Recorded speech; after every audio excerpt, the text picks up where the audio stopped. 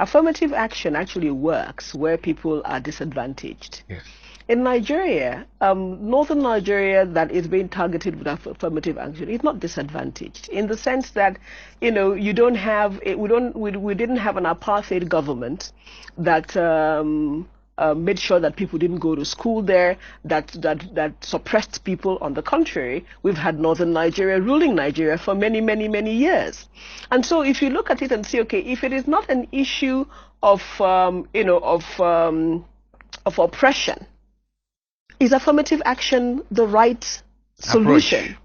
And the issue is, and exactly what you said, that if you find that people are educationally backward, you address the educational backwardness. You don't pull down the whole country. No. You really look at what it is. That is, what are the challenges? Is it teachers? Is it whatever resources? So the affirmative action should actually be that you should put more money in the educational sector and really targeting those challenges that they face. But Father, it goes down to the point I was making about education and shame. As a Pan-Africanist, nothing has pained me more than this idea of that the North is educationally backward. Because for me, it goes to the core of racism, that black people are accepting, I'm stupid. Yes, I am stupid. Lower the mark for me.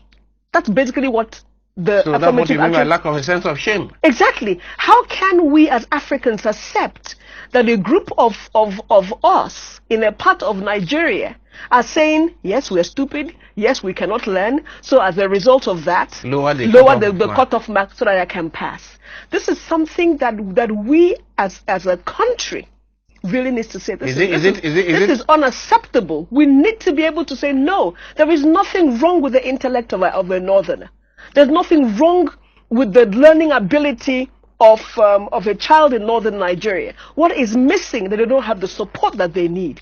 And as a country, we should be able to say no. As black people, we're not going to accept that there's a part of this country that says I am stupid, I cannot learn. I went to a federal school. I went to Federal Government College in Loring.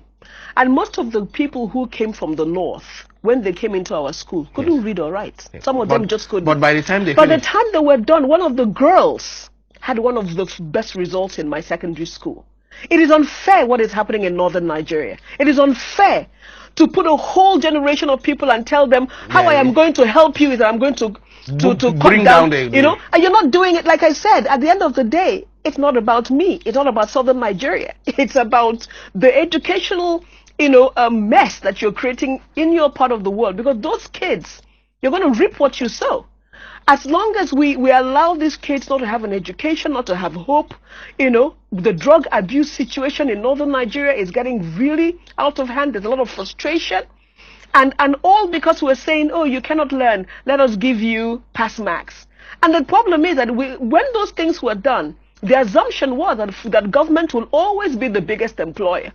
So even if you had 10%, you're from the north, we're going to give you a job in the ministry. Those things don't exist anymore. No. Now people have to compete.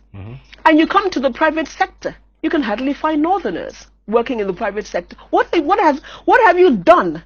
What are you doing to our people who are from the north? We need to be able to create a society in which everybody can take care of themselves. And the thing is that the kids are able to do it. They are. I work in northern Nigeria. My work in Girl Effect was 100% northern Nigeria. I see these kids as we start to work with them, how they blossom, how smart these kids are. So they have been denied opportunities. They have been denied opportunities, and yet the rest of Nigeria is looking at it that they are being given opportunities. No. Anybody who tells you that you're not good enough, it's not doing you a favor. It's not doing you a favor. Anybody who tells you that you do not have the capacity to be the best that you can is not doing you a favor. Northern Nigeria leaders or the federal government or whoever is creating these policies is not doing a favor to the citizens of northern Nigeria. This is unfair. These are intelligent people. These are once you put them in look at the right environment. Exactly, the ones who are in southern Nigeria, the ones who are going to school, the ones who do go to school. I mean, is Sanusi not a northern Nigerian? And all the other people who came out with first class, who went to Catholic universities in the Catholic schools in the old days, are they not Northerners? Is there something in their brain that makes them different? No, they're just as smart as anybody else. But when you have a system and a government that thinks that tokenism is favor, that thinks that getting things easy and free is doing your people a favor, that is a travesty. Look at the oil industry, which is our Cash cow. Our cash cow. Look at how many people from the north are in NNPC. Compare that to the people from the north who are in Shell and all the other private competitive. Yes. Yeah, you have 90% in NNPC, less than 1% in these other ones. It's a clear show that if NNPC falls tomorrow or it's privatized, if it's privatized, then many of those people will lose their jobs, and they're not employable. Even though they have had this number of years of experience working in NNPC, they're not employable because it's all about rent seeking. Who are you doing a favor to? Because the future of oil and the future of every sector is a private sector. It's business. Sure. How many businesses in northern Nigeria are owned by northern Nigerians?